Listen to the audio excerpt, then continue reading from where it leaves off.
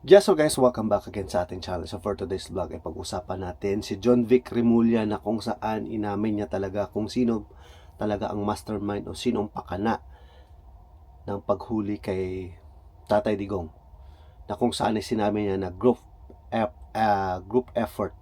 So panoorin natin to. So panoorin natin kung sino mga sinabi niya. Nandito pa si Marcos. So let's go, panoorin natin. From the very beginning. What was, and who was really on top of this? Kayo ho ba? Because during the press conference of the president, it was you and the president. Yes. So ikaw ho ba nagplano ng lahat ng ito? Hindi naman. It was a group effort, Secretary Chudoro. So sabi niyo, group effort daw.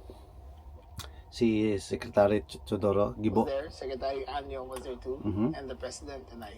Si apat. Few moments later. At pakaliwanag naman ang sabi ninyo, hindi ako mag-isa kahit ako ang kasama ng presidente nung nagsalita sa press con, hindi ako mag-isa ang nagplano. Isang grupo kami. Tapos pinangalanan mo. No, ma'am. Sinabi ninyo eh. I state, ma'am, again, executive privilege. Nagsinungaling na siya. Binabawi niya na yung sinasabi niya. Privilege kasi binunyag Kasi na ano na, Stated very naipit na clear, siya. I was Nagisa na siya sa very sarili clear mantika. that there was no mastermind. We were discussing mainly about what the president's statements were in Hong Kong, and it was based all on that statement, ma'am. Sinabi ninyo na hindi kayo mag-isa na nagplano, kundi There was no planning, ma'am. Pero yun ang sabi eh. I said, hindi ako nagplano. May isang grupo na nagplano. We were all talking about a rumor, ma'am. And that was all. Rumor lang yon. Yes, ma'am.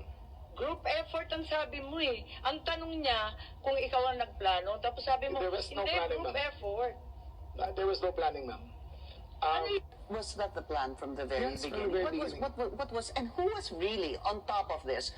Kayo ho ba? Because during the press conference of the president, it was you and the president. Yes. So ikaw ho ba nagplano ng lahat ng ito? Hindi naman. It was a group effort. Secretary Chudoro was there. Secretary Anyo was there too. And the President and I. Few moments. So 'di ba napakaklaro na sinabi niya na group effort daw, hindi lang siya. Si Gibo, si Anyo, siya at saka si President Marcos. Si Marcos. 'Di ba ngayon naipit na siya na ano na siya, nagisa na siya sa kanyang sariling mantika. Pero ngayon dinideny niya, 'di ba, na hindi niya sinabi na group effort kasi na ano na nalaman na, kumbaga na overwhelmed siya, na kumbaga mali yung nasabi niya, 'di ba? So ngayon mismong sa sarili niyang mga salita siya ginigisa. So malalaman talaga natin yung mga taong mga di talaga pababayaan si Tatay Digong, at malalaman ka talagang katotohanan, makakalabas talaga si Tatay Digong sa ICC. So abangan natin yung mga kababayan. Ano masasabi niyo sa video ito? Please comment down below. Maraming salamat po.